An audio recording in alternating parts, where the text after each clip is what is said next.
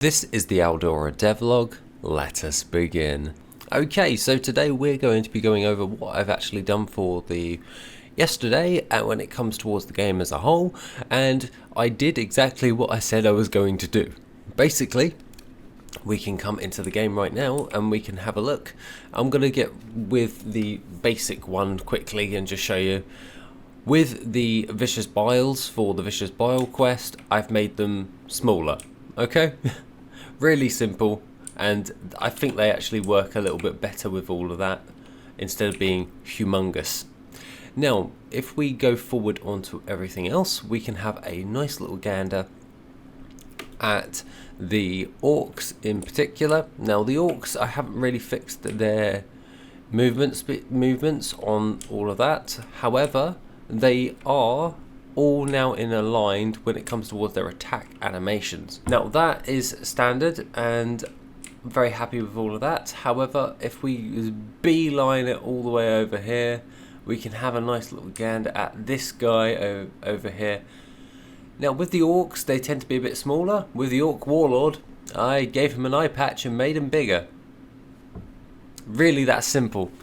I went straight into GIMP or you can always use Photoshop, and just edited my orc sprite because I was like, okay, I want this guy to be a bit more bigger, and I would like him to be have a bit of a distinctive factor. And I thought about things like when we were in Elwyn Forest within WoW, you can see like the Defias bandits with their bandit masks. So I was like, give him an eye patch. So I made up an eye patch real quick and I managed to animate and put him in. This means that we now have the Orc Warlord. But wait, there is more. I also added in one other additional item into the game. So if we come forward and we have a look over here, we can see that we now have the icon for the orc banner. Now you can't pick this one up as of yet, due in part that the orc banner is not interactable at the moment because it's technically an item, but it just hasn't got the pickup feature applied to it. So if we come out of the game, we can actually see, if I pull it up, you can actually see I've done the orc banner, I've made it into its sprite and its texture, and if I pull that up, it's the standard way I would do a icon for the game, and then I just added an outline to that, made it a bit more visible, and those are the ones for the quests that you're going to be collecting. So you got to collect a load of orc banners, take out the orcs, and take out the orc warlord once those two quests are done. Along with the Vicious Bile quest line, which is just on the other side. That means that we've pretty much got every single quest set up ready for the starting zone before you move on to either Erendir or Skrull's Outpost. So if we jump into towards my datasheet for item data, we see that the orc banner is there.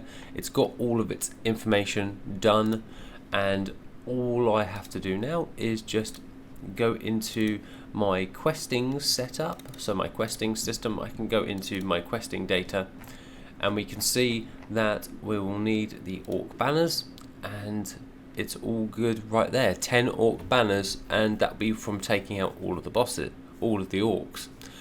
When it comes towards the starting zone, it's literally one orc will drop one orc banner, and after the quest is complete, you will not be able to get any more of these orc banners to drop. Any remaining ones, say you took out more than 10 and you still have some in your inventory, I'll just make it sellable on a vendor so you can just get rid of the item so it doesn't take up inventory space, and we'll just sell that on for just a regular price. Next up is, once all of these ones are done, so Cull the Threat, orc banners, and cut off the head, they'll send you to Skrull's Outpost and Erendir. So experiment gone wrong is the Vicious Biles. So we're doing quite well. We've done up to 6 quests now. We just need to go and start working on all of this. So the easiest way in order to deal with that is I can just pull into Kernel and we can have a look together. And if we jump over here, we can have a look at our sprite sheet and designs. So what I need to do is make a farm rat, because you're going to be wanting to beat the rats and get them away from the farm. You'll will be wanting cucumbers, so for the farming profession part of everything, when it comes towards your gathering and everything. And when it comes towards seeds, I'll have to make up a little sprite for seeds, so you can just scatter them on the floor so you know that you've actually planted them. And also cows, an orc ship, and the bear pelt item, as well as bear, horse, bear leather. Okay, I can see a nice little common trend, so we'll probably start working on everything else. So for today, I'm going to do the farm rat and maybe a few more items when it comes towards everything else, because I'd rather just have the items in the game. However, I probably, after I've actually finished my morning coffee, I'll probably change it to something else, because I did, however, picture will come up on the screen right now, I did actually design the font for the game. However, this one will take a bit more of a revision. However, that's the basic showcase. Lowercase is probably going to stay the same. However, when it comes towards the uppercase, I'm probably going to change it a little bit more, because I don't really like it. So following on to that, we want our own customized font for the game, and that's so our game stands out, and it just makes sense to make our own fonts, because we can use that if we make it ourselves. Following on to that, that is pretty much everything I have talked about. The rat AI we'll just have to create it in AI enemies, and we can just pop it into here, and we'll just add a notifier to that saying it's a quest creature. So overall, I'm very pleased and happy about how things are progressing. It's doing quite well, and I'm just glad we're out of the starting zone now, and we can actually get to Giannis's farm and Skrull's outpost, as well as Urundir, and then we can just build our way out. So the same way as how we actually coded these quests, we're just following that trajectory and just start building all of the assets for those quests. I actually do need to make a bank for the actual Urundir. I believe we went to Urundir after that. However, not the end of the world. I'm just following the questing list, and we'll just go from there. Other than that, that is everything I have to say for today.